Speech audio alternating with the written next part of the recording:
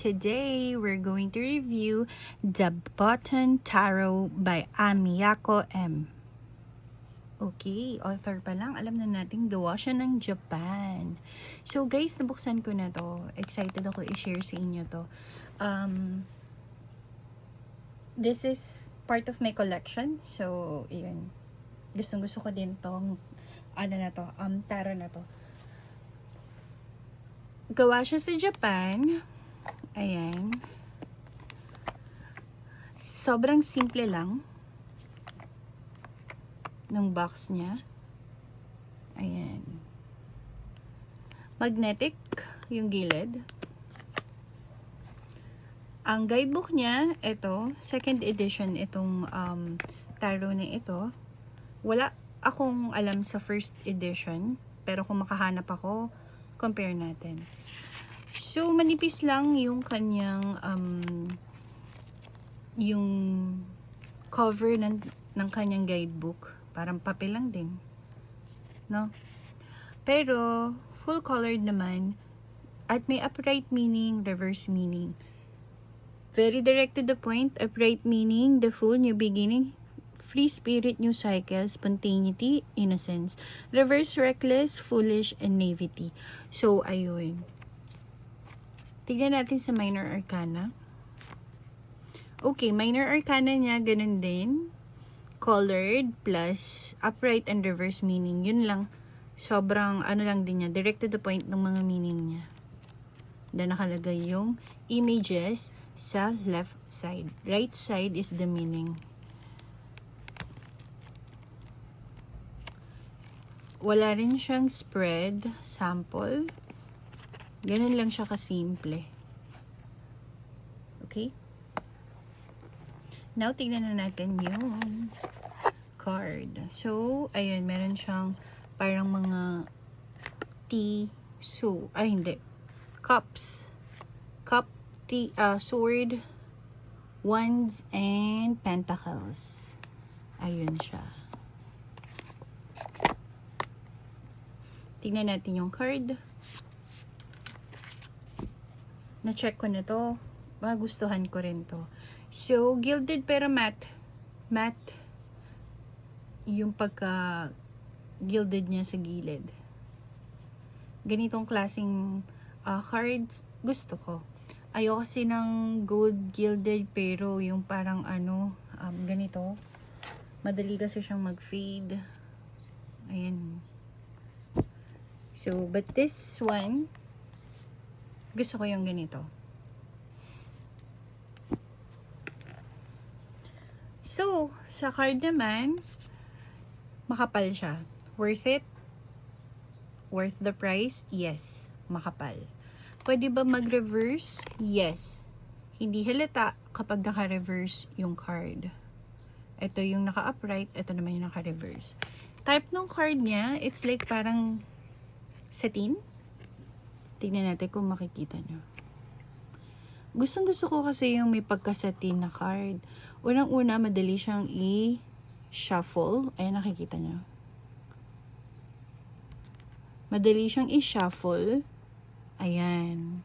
Gustong-gusto ko yung ganyan. Hindi madaling mag-dent. Plus, masarap siyang ibala-balasa. Ganun. Okay, tingnan na natin ang illustration nitong tarot na to. The Button Tarot. So, maglalagay ako ng music. Ilalagay ko siya dito sa right side ko. Kapag medyo mabilis, pwede niyong i-pause.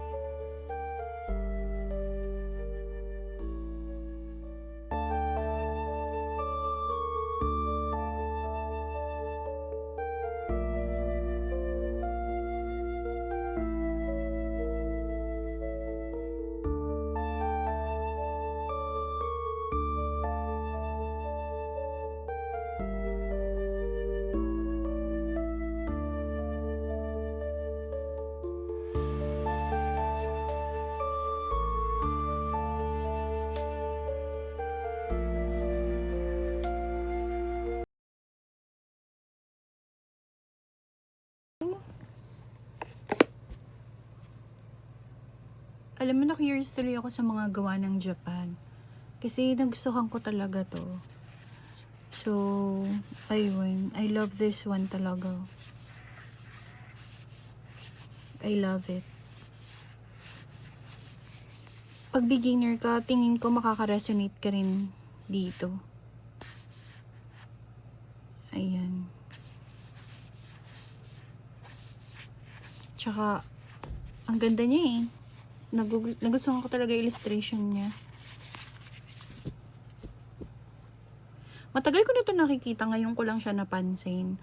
So, ayun, maganda pala talaga siya. Try natin i-shuffle, no? Pag ganito. Diba? Swabe lang, oh. Kaya gusto ko yung mga ganitong klaseng card, yung parang may pagka-satin. Satin na may pagkamat. Ganyan. Try natin in this way. Okay naman. So, kahit anong balasa gawin mo sa kanya, ang ganda.